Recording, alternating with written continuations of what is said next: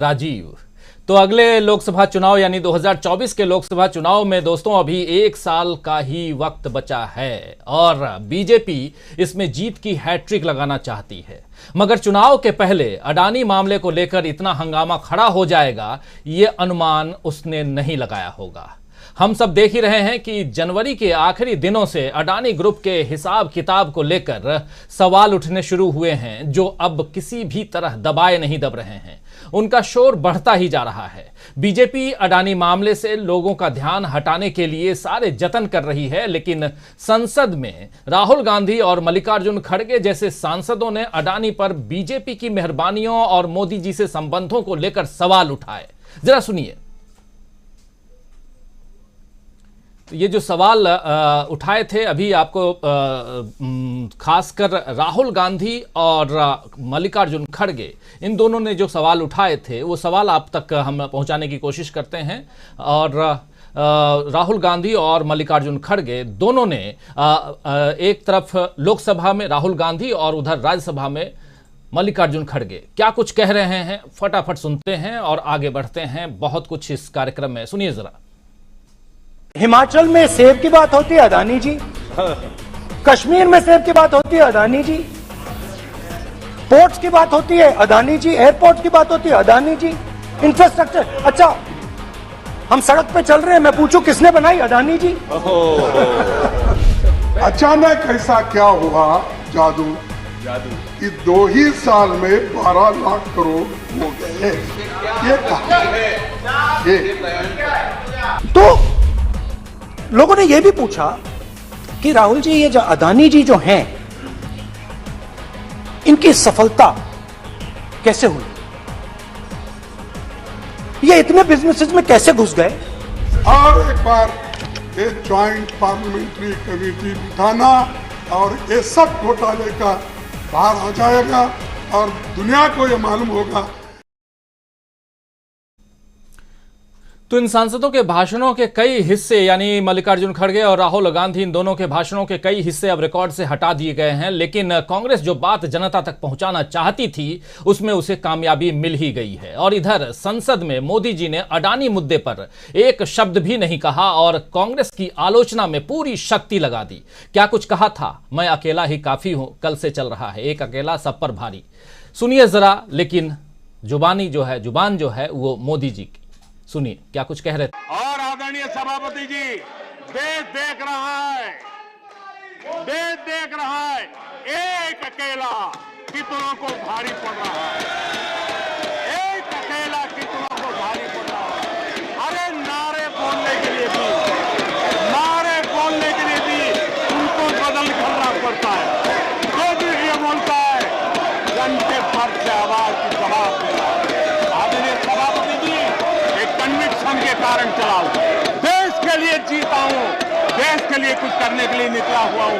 और इसलिए ये राजनीतिक खेल खेलने वाले लोग, उनके अंदर वो हौसला नहीं है, वो ढूंढ रहे हैं, बचने का रास्ता खोज रहे हैं। आदरणीय सभापति जी, राष्ट्रपति जी के उम्दा भाषण को, राष्ट्रपति जी के मार्गदर्शक भाषण को, राष्ट्रपति जी के प्रेरक भाषण को इस सदन के अंदर अभिनंदन करते हुए, धन्यवाद करते हुए, आपका भी आभार व्यक्त करते हुए अपनी बात को समाप्त। तो सुना आपने, मोदी जी एक अकेला इन सब पर भारी कह रहे हैं और उनका तेवर, उनका जो भाव भंगिमा जो उनकी है वो सब आप लोग देख ही रहे होंगे। उसे समझ में आ रहा होगा कि मोदी जी कहीं ना कहीं बेबस, घबराए हुए, डरे हुए दिखाई दे रहे हैं। लेकिन जब इंसान डरता है तो थोड़ा अग्रेसिव हो जाता है और ऐसा अग्रेशन दिखाई दे रहा है साफ यहां मोदी जी पर। शायद मोदी जी इस भुलावे में थे कि कांग्रेस इससे दब जाएगी जैसा वो कर रहे थे, लेकिन चुप हो जाएगी। लेकिन कांग्रेस के तेवर तो दिन ब दिन और तल्ख होते जा रहे हैं। कांग्रेस ने मोदी सरकार के खिलाफ मोर्चा खोल ही रखा है।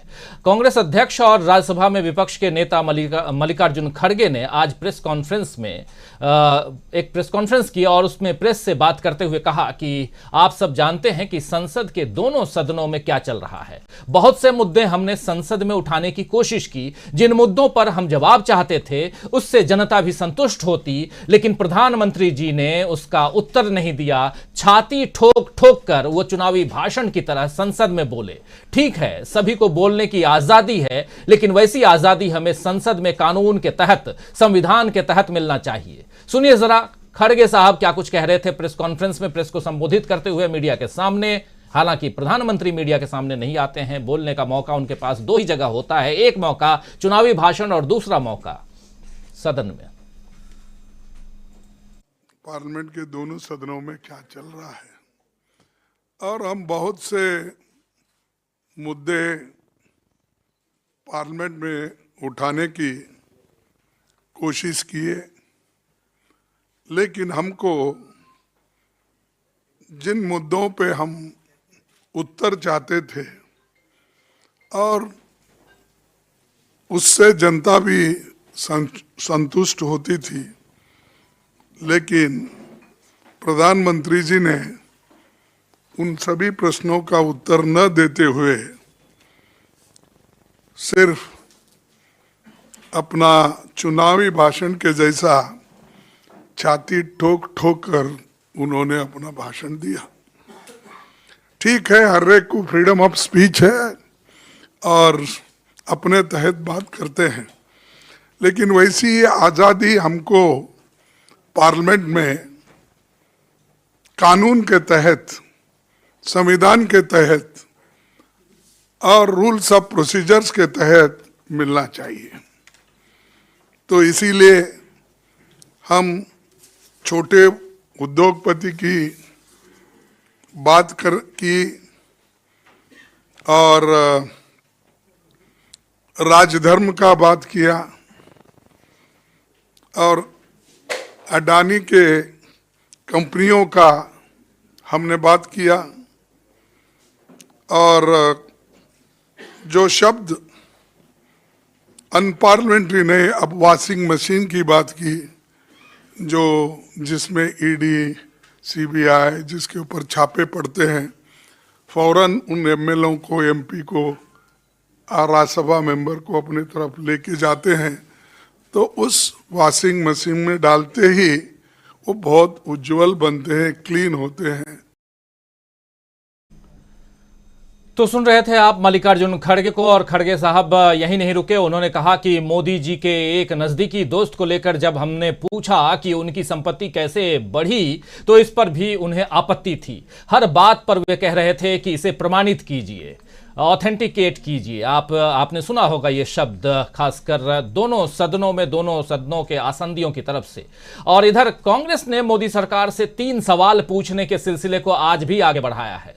कांग्रेस ने मोदी सरकार से जो 3 सवाल पूछे हैं, जरा एक एक करके तीनों सवाल आपके सामने ला रहे हैं हम। पहला सवाल आज जो कांग्रेस ने पूछा वो ये कि क्या मोदी सरकार ने सेबी पर जांच धीमी करने के लिए दबाव डाला था। ये पहला सवाल था कि क्या मोदी सरकार ने सेबी पर, यानी जो नियामक बोर्ड है उस पर जांच को धीमी करने के लिए, किसकी जांच, अदानी की जांच को धीमी करने के लिए दबाव डाला था। दूसरा सवाल था कि गौतम अदानी ने सेबी चेयरपर्सन के साथ व्यक्तिगत रूप से क्या चर्चा की, क्योंकि आपने ये खबर सुनी होगी और हमारे चैनल पर भी देखी होगी कि गौतम अदानी सेबी के चेयरपर्सन से उनकी मुलाकात हुई थी, और एक नहीं 2 बार मुलाकात हुई। लेकिन क्या व्यक्तिगत रूप से, निजी तौर पर जब मुलाकात हुई इन दोनों की, तो क्या बात हुई, क्या चर्चा हुई, ये देश जानना चाहता है। कांग्रेस ये सवाल कर रही है। और तीसरा सवाल ये कि क्या एनएससी और नेशनल स्टॉक एक्सचेंज, एनएससी और सेबी पर अदानी को उबारने के प्रयास में नरमी बरतने का दबाव है। क्या एनएससी के ऊपर कोई दबाव है और सेबी के ऊपर कोई दबाव है, यह कांग्रेस पूछ रही है। और कांग्रेस ने हवा में ये सवाल नहीं पूछे होंगे दोस्तों, बल्कि इनके पीछे ठोस कारण भी विस्तार से समझाया है। यानी कांग्रेस पर कोई बेबुनियाद सवाल पूछने का आरोप भी नहीं लगा सकता। साफ है कि अगर कांग्रेस के सवालों में दम नहीं होगा तो अपने आप वो समय के साथ गुम हो जाएंगे। लेकिन अगर इन सवालों में सच्चाई तलाशने की गुंजाइश दिखेगी तो यकीन मानिए कि इनका जवाब न देना बीजेपी को भारी पड़ सकता है। मोदी जी कब तक अपनी तारीफ खुद ही कर करके बीजेपी के वोट बढ़ाते रहेंगे। महंगाई और बेरोजगारी से त्रस्त जनता जब यह देखेगी कि एक गंभीर आर्थिक मुद्दे पर सरकार जांच के आदेश नहीं दे रही है, न ही कोई सफाई दे रही है और कांग्रेस के उठाए सवालों के जवाब भी नहीं दे रही है, तो यकीनन उसकी बीजेपी से नाराजगी बढ़ेगी, ये साफ मानिए। और जब बीजेपी से नाराजगी बढ़ेगी तो फिर क्या होगा? एक अकेला सब पर भारी, क्या ये बातें रहेंगी? ये सबसे बड़ा सवाल है। बहुत सारे सवाल हैं, इन सवालों की तह तक जाने की कोशिश करेंगे। और उससे पहले मल्लिकार्जुन खड़गे जब आज प्रेस कॉन्फ्रेंस कर रहे थे तो उनकी एक दूसरी बाइट सुनाता हूं, क्या कुछ कह रहे थे। अपनी जो पीड़ा है वो प्रेस के सामने रख रहे थे, दुख को, तकलीफ को वो साझा कर रहे थे प्रेस के सामने। क्या दुख तकलीफ है, जरा सुन लीजिए। क्या अडानी घोटाले की जांच नहीं होनी चाहिए? मैं ये पूछना चाहता हूं। क्या ज्वाइंट पार्लियामेंट्री कमेटी नहीं बिठाना चाहिए? और ये नई प्रथा नहीं है, 3, 4, 5 दफा पार्लियामेंट में ऐसी घटनाएं घटी है। फिर क्या LIC का पैसा जो अडानी की कंपनियों में लगा है उसकी गिरती कीमतों पर सवाल उठाना नहीं चाहिए? क्या SBI और दूसरे बैंकों द्वारा अडानी को दिए गए 82,000 करोड़ लोन के बारे में सवाल नहीं पूछना चाहिए? क्या ये नहीं पूछना चाहिए कि अडानी के शेयरों में 32% से ज्यादा गिरावट के बावजूद LIC और SBI का 524 करोड़ अडानी या PO क्यों लगाया गया? ये तो पूछना चाहिए। जनता का पैसा इसमें लगा हुआ है, हर एक की जिंदगी उसमें है। फिर क्या ये नहीं पूछा जाना चाहिए कि LIC और SBI के शेयरों की कीमत शेयर बाजार में 1 लाख करोड़ से ज्यादा क्यों गिर गया? और दूसरा प्रश्न, क्या ये नहीं पूछना चाहिए कि टैक्स हेवन से अडानी की कंपनियों में आने वाला हजारों करोड़ रुपया किसका है? क्या यह पूछना गलत है कि मोदी जी ने अडानी के एजेंट के तौर पर श्रीलंका और बांग्लादेश में ठेके दिलवाए? ये तो पत्रिका में आया था और सबको मालूम है। जब हमने अंदर भी कहा, बाहर उस वक्त कोई पूछे नहीं और ये सबको भी मालूम है। क्या यह सच है कि फ्रांस की टोटल गैस ने अडानी की कंपनी में तो ढेर सारे सवाल लेकर बैठे हैं मल्लिकार्जुन खड़गे और पूछ रहे हैं कि क्या ये नहीं पूछना चाहिए, क्या वो नहीं पूछना चाहिए। इतने सारे सवाल और इन सवालों का जवाब देने की जगह प्रधानमंत्री नरेंद्र मोदी कल सदन में क्या कुछ कर रहे थे, अभी थोड़ी देर पहले उसकी वानगी आपने देखी। आइए दोस्तों, अब कार्यक्रम की शुरुआत करते हैं, बढ़ाते हैं